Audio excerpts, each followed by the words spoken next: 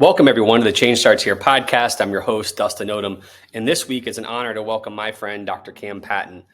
Dr. Patton has served, well, until recently, had served as the Collier Superintendent for over 12 years. And I will say, as someone who's gotten a chance to visit that district for a couple of years now, the people in that district, their current superintendent who's taken over since Cam left, their executive directors, their principals, their teachers are some of the most impressive educators I've ever met. And so I'm inspired by the work that they do, the disciplined thought that they bring to the work, and the passion they have for education in general, but particularly the kids. And so Dr. Patton was the superintendent there for 12 years. Before that, she served many leadership roles in Miami-Dade public schools. And so she just has a wealth of knowledge and experience that I think is helpful for anybody. The questions that we dive into, I like how we kind of put this on the write-up, but how do education leaders create systems to achieve predictable success? So we talk quite a bit about systems in this conversation. What are the essential leadership principles that the best education leaders know to make a difference in learning every day? And most important, what lessons can people use to live life with passion and purpose to make a difference in the world of the students' communities that depend on these educators? And so Cam has I keep saying Cam, Dr. Patton, I feel very comfortable with Dr. Patton, obviously, but Dr. Patton has a really cool background in the sense of she comes from a small rural town in the Northeast, Midwest.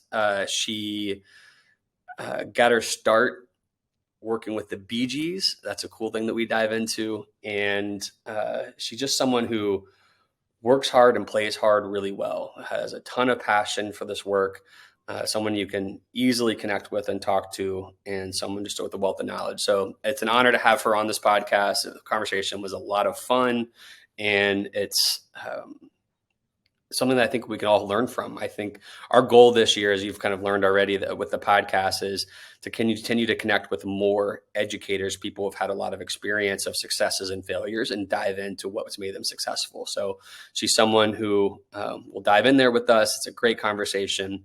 So I appreciate your listening today. So enjoy it. Hope you enjoy Cam as much as I do. Dr. Patton, sorry.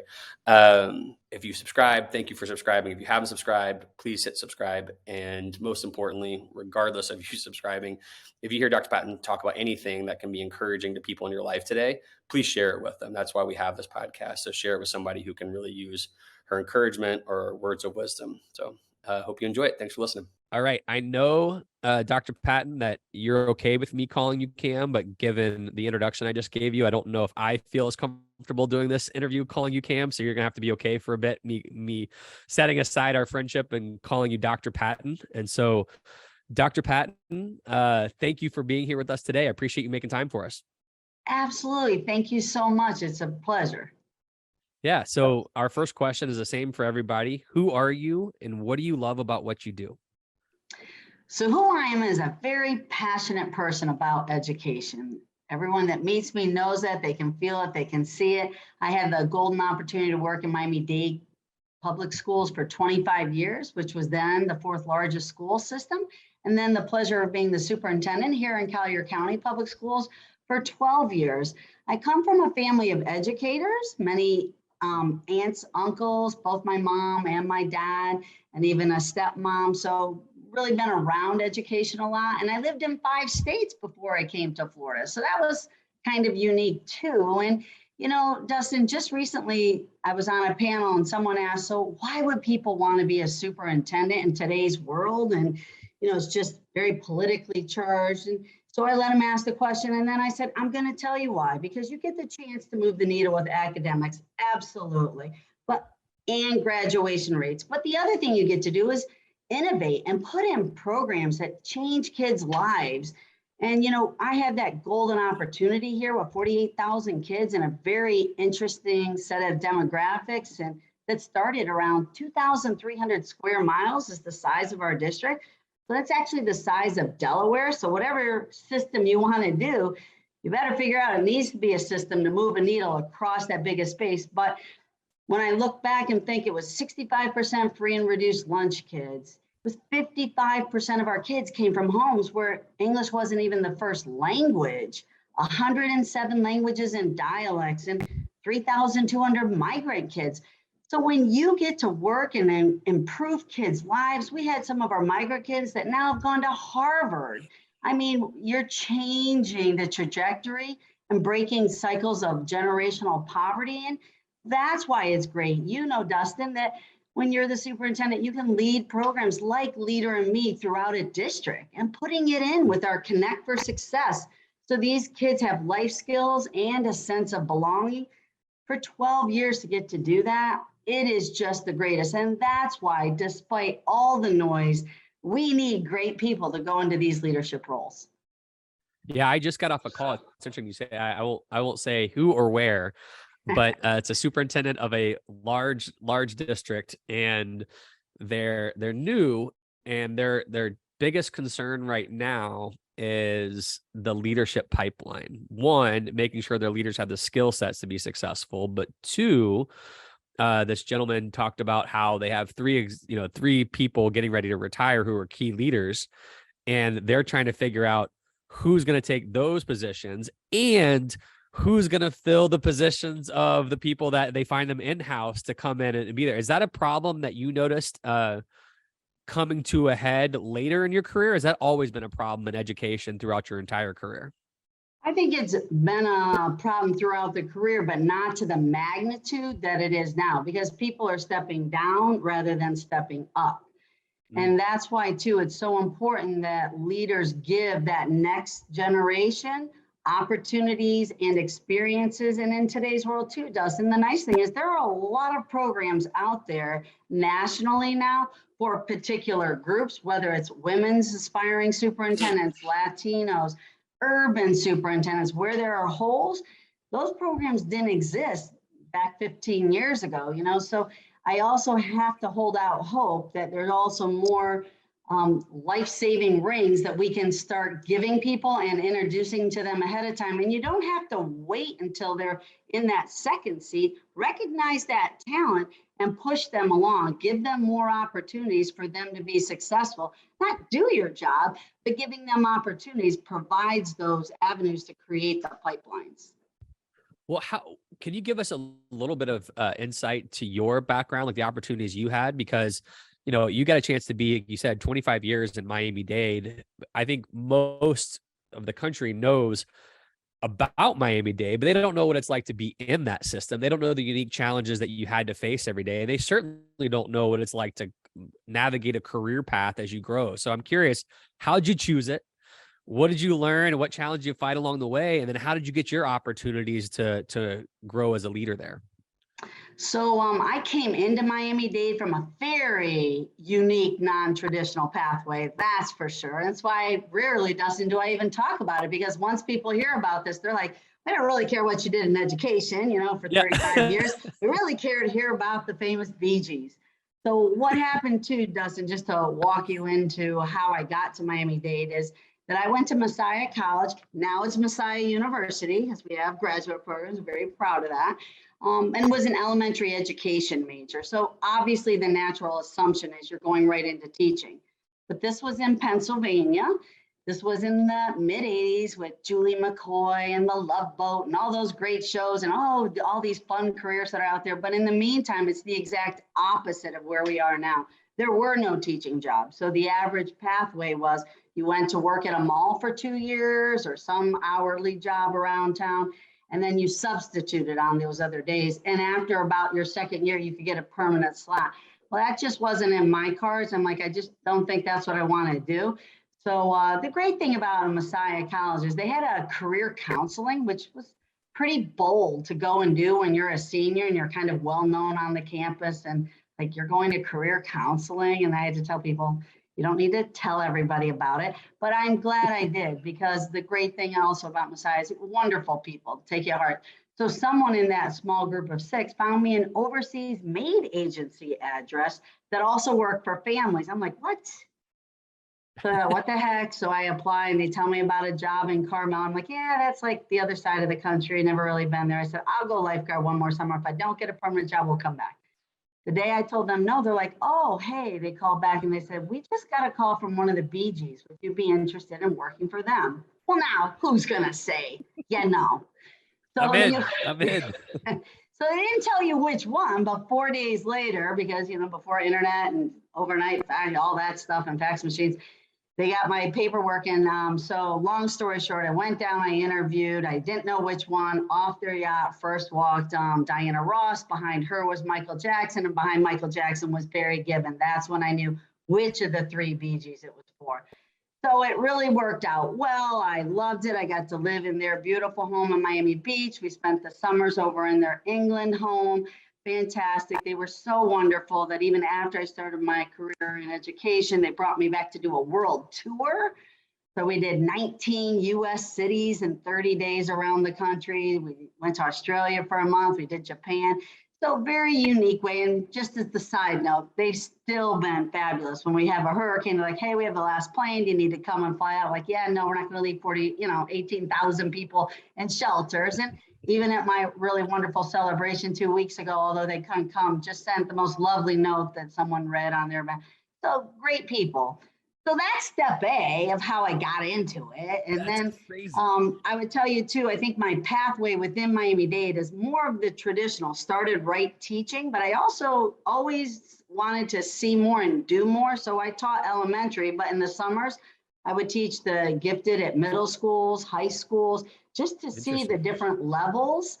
And I thought that was important. And then we had a magnet program, so I became a lead teacher. And you could see how as then a lead teacher, you got to affect 5 classrooms. So then I thought, well, what do you do if you're an AP? You get to affect more. And so I did that, assistant principal, then a principal, and then had wonderful opportunities in Miami-Dade because it's so large. They had regions, and to be a region curriculum director and various regions, and then had a great opportunity to go down to the school operations in the district office. There was about 360 schools that reported into us.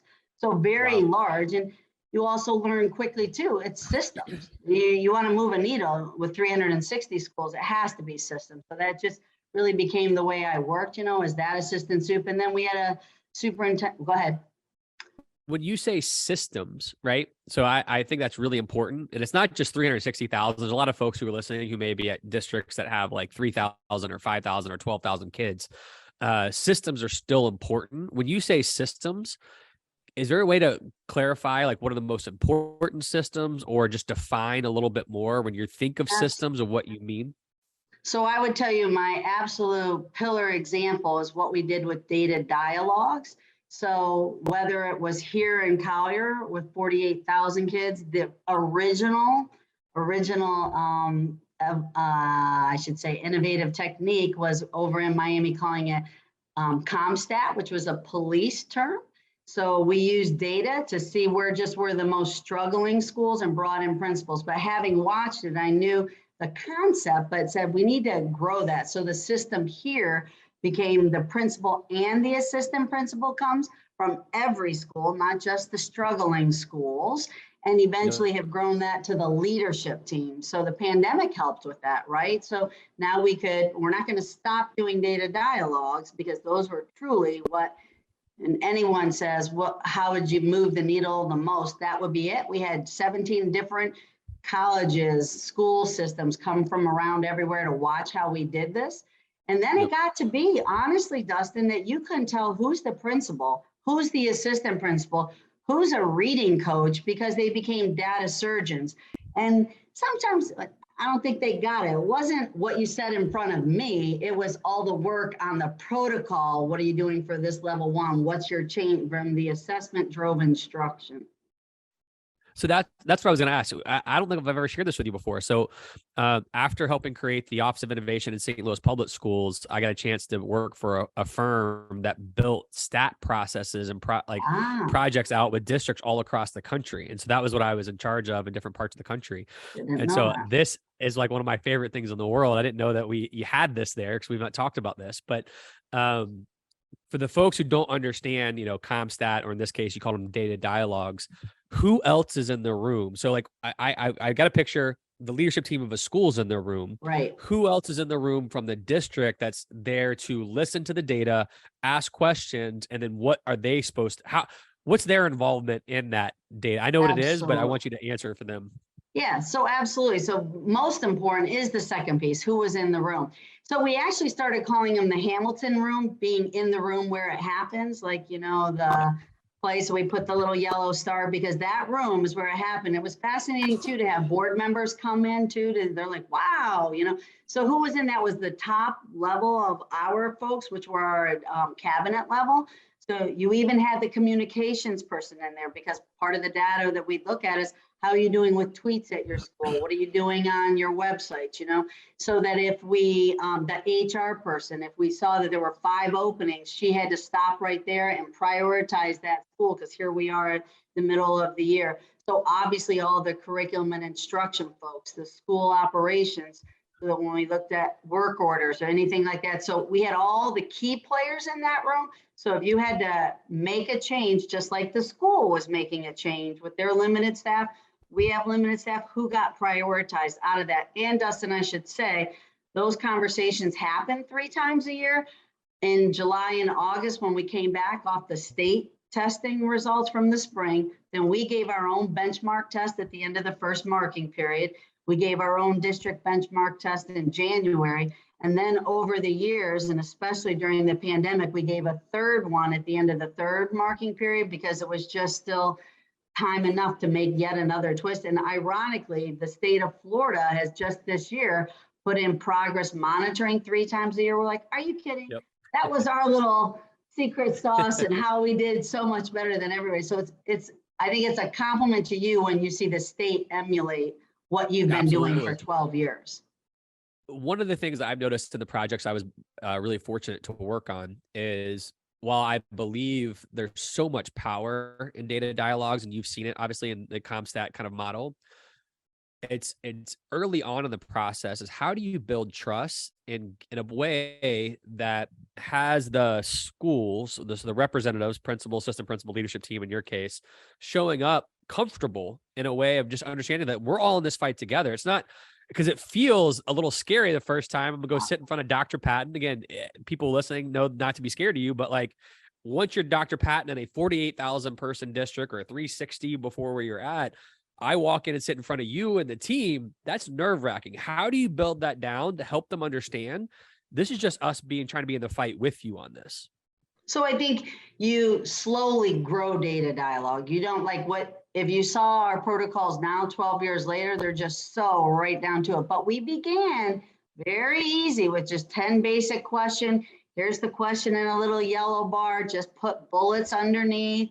Yep. And because otherwise it would be just what you're describing. It's too much for people that didn't even know. Like, I will never forget when I'd ask how many are in your at-risk categories, the answer, 718. I'm thinking, no, your high school struggles, but it's 265. So that told me right away my first year, they don't even know what number we're chasing, and that's not bad. They just hadn't been taught that. So, starting slowly and growing that, and then honestly, let them read it. You know what? I mean, if you need to read off note cards, no problem, but nowhere after like year 2 or 3 did anybody need a note card. They could just talk right to it. How many kids still needed to pass SAT? How many this? And it was really, really wonderful. But you're correct. Part of that system has to be you don't overwhelm them up front. So even as I've shared, I always gave anybody our original, very simple, plain old Word document. Here's the question, just bullet out those answers. Part of the uniqueness here is, the district that I was really fortunate to spend my time in St. Louis Public, we had about almost 30,000 kids at the time. And when we were creating the Office of Innovation, I just wanted to I was really interested to find out who in our community cared about us and solving the challenge with us, right? And what I found, it's going to sound crazy right now, but it's probably the way I pulled the data and worked with folks. But I tried to get the biggest number possible to make a point. And I think we've determined it was like 700 nonprofit type entities were trying to work with our schools all throughout, work with us, somehow they're trying to like fix the problem we're trying to fix. But they're all doing it in their silos. Exactly. And so step one for our superintendent was trying to figure out how to get them in a room and get them talking. Do you find that to be like, when you think about the first 3 things you can do as a new soup, is that one of the keys of coming in and like rallying the troops to focus on your direction? And now, even 12 years later, the term collective impact was not really known then, it was not a buzzword. It is now. So now as a superintendent, when you walk in, and Dustin, you said the word I was going to mention. I could not believe that people would actually say right to my face, not like behind my back in that first year, well, you'll see, we all work in our silos. Like, well, that's not happening anymore. I mean, almost like to a point of pride, because these are our donors. And I get it. It's a very big philanthropic town, but your donors need data and to be able to show what they're done. When we all work together, there is still space for your niche of whatever that is, but pooling them together. So, you know, again, I'd advise anyone that's going into a situation where you don't have a collective impact, make that one of your top priorities. And another one we did not have. So by year 2, I figured out at the end of year 1, we have no person in the district other than me running around trying to meet all these people. So we immediately hired a community engagement person that came from the nonprofit world.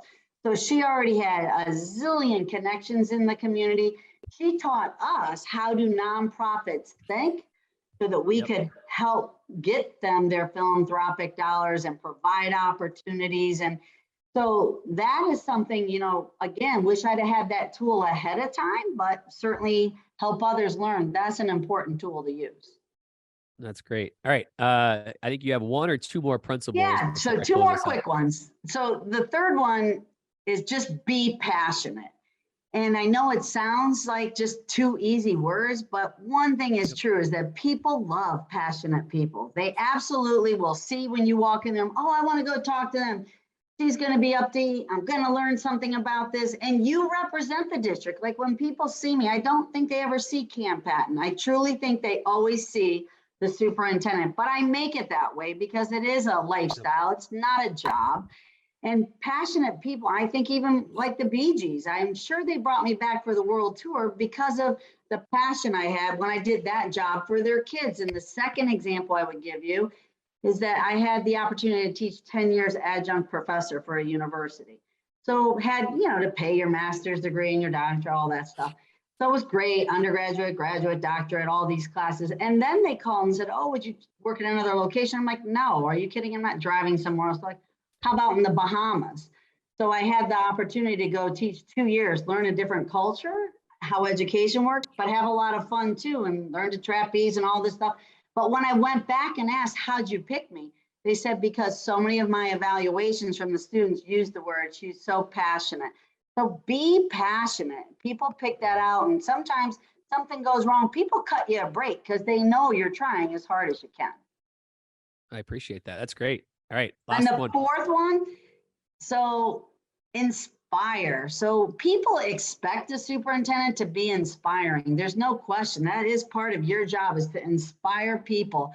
But make sure you are inspired internally. So what makes you inspired, you know, and keep that around you. So for me, it's my little souvenirs. Maybe they're $15 and under from all around I go, but they're a boatload around me in my office, at my home, because every one of them just makes me smile. I think, you know what, that was a great moment. That was a lot of fun. You know, so keep those things around you. And for me, so it's those kind of, for me, souvenirs, and then 2 big posters. I always kept Lincoln and his perseverance, where you just read all of his, you know, hurdles that he had to overcome. And then Thomas Jefferson's principles about, you know, in matters of style, swim with the current, matters of principle, stand like a rock. Because you do have to, you know, most days you swim as a leader, but some days you have to stand like a rock and be willing to do it.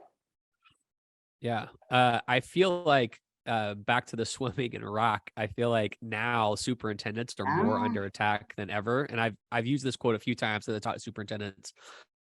But I remember my mentor calling me one day, and I was like, "How?" Or you know, I just checking in with him. He called me back, said, "You know, today I got a chance to make the best worst decision I've made in my career, because every day I make a decision, I tick off half the people without even trying." And so, how do you help encourage superintendents who are kind of in that space right now that, you know, are like, do I want to feel that way every day, or do I want to quit? Not quit. Do I want to retire and find something new? Quit's very terrible to say about it, but how would you encourage them to stay in the fight? So I'd encourage them to stay in the fight, to say, keep thinking about why you went into this, the difference that you've already made, and don't let that noise disrupt you. If you don't consciously go after your next innovative moment, you'll drown in the negativism. So keeping your eye on something that's positive that you're working toward, keep some people around you asking, how are we doing on that project? If there's so much noise, delegate what you normally would innovate to someone else and let them keep that moving forward and give you those updates, because that noise might take a little more of your time. But don't get lost in the noise. See that light at the end of the tunnel and know that you can make that difference and keep on that. That's awesome. Well, Cam, I know that you recently retired from the public sector per se, from the superintendent role, which is interesting because I think the average superintendent is like a 2 to 3 year term, and you were there 12 years and then 25 in a massive district before, where people probably leave in droves. And so, what's next for you? What are the big opportunities that you're really proud and excited about jumping into right now? So big opportunities, as I'm calling them now, chapter 2, right? Second chapter, I turn that page in the book. So it's Patton Solutions, an education consultant company. And so obviously working to help solve people's problems and just present some passion and ideas that are out there, but also doing a lot of speaking on different national topics, and also going to be writing a book, co-authoring a book around workforce development, because boy, look at every chamber, everybody's with that. Oh, we need employees, we need them skills-based, that idea of certifications and industry certs. And to be honest, Justin, we hired for the first time ever a year ago, a programmer right out of our technical college, not a 4-year degreed person. He started at $55,000 in 1 year.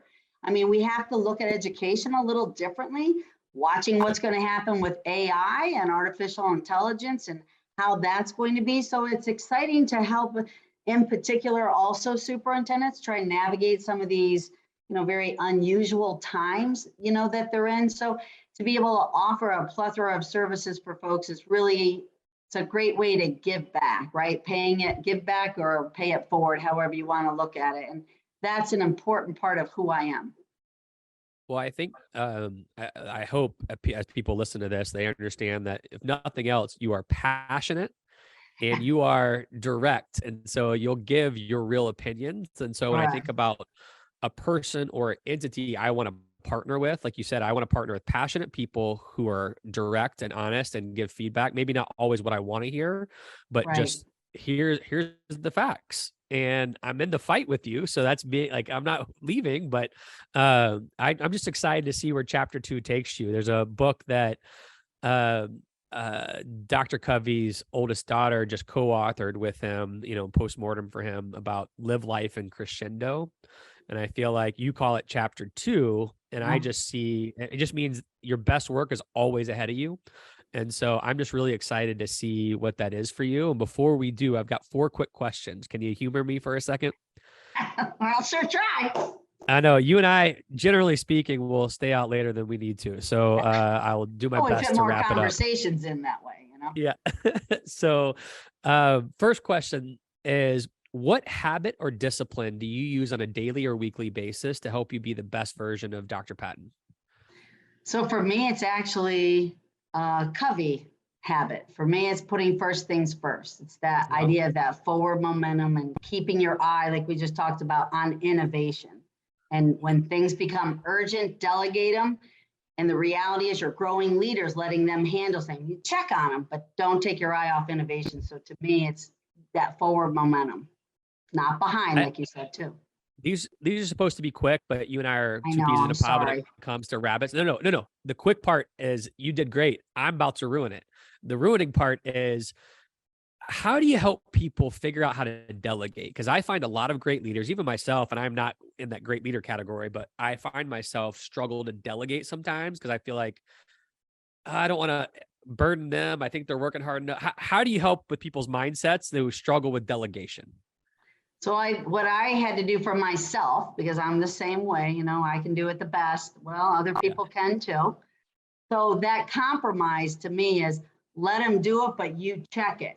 Have them come back in for a couple of checkpoints, because I never let it out the door. And the reality is they got better and better at doing, whether it's a communication out to the newspaper that's on a big issue right now, go back and so coaching them up, but giving them the chance, because they actually do get better. So you can find it by not just releasing everything. You still have that final say and look because it's your name attached to it. But that's the easiest way to loosen that ability to have Right. some others help. My third question is based on my man here, Luke. We are all obsessed with baseball. I know this episode won't come out until a while from now, but this is opening day of baseball here, and the St. Louis Okay. Cardinals are everything. And his favorite question to ask anybody about music right now is, what would your walk-up song be? Now, again, for those of you who don't know baseball that well, walk-up songs are what plays when a player walks up to go hit. And so that player gets to choose it. That can adjust at any given time, Cam. So it could just be right now, or it could be the all-time song that is just your motivation go-to when you need it. So I really love One Republic's Connection song because I think that really defines who I am. I'm a very big connector, and my life has been enriched because I know so many people. Wow. I am a Sorry. It's my current ringtone also. So that's why it's easy. I'm obsessed with music. I so far nobody has been able to stump me yet on a song. I know One Republic, but that song doesn't come to me right away. So You'll thank know you it as for soon that. as you hear it. That's going to be with our kids this afternoon. That's great. All right. Last question. You're around a lot of really thoughtful leaders who are changing the world or changing their school communities. What's the best piece of leadership advice you've either heard from someone recently, or you've read or seen that just is on the tip of your tongue or on the top of your mind right now? So I think that question, whether it was 10 years from now or now, would always still be the same answer. And that's to mimic President Lincoln in that book, The Team of Rivals, where you really want to surround yourself with very diverse perspectives. You don't need yes people around you. You need, a couple to help you out on things, but really it's those diverse perspectives is what you need around you. So mimic The Team of Rivals. That's awesome. I appreciate that a lot. That's a great book. I know it's not short, but it's worth the read. Absolutely. Dr. Patton, this was a great conversation. Hopefully you Thank enjoyed it as much you. as I did, sure because I definitely did. enjoyed it. Absolutely. Thanks for the opportunity. Anytime you look up and see, oh no, it's almost time, I got to hurry up, stop. This is very blessing. And I wish you the best with chapter Thank 2, you. and I'm excited to see where that goes for you. Thank you, Dustin. I appreciate it. And great to see you again.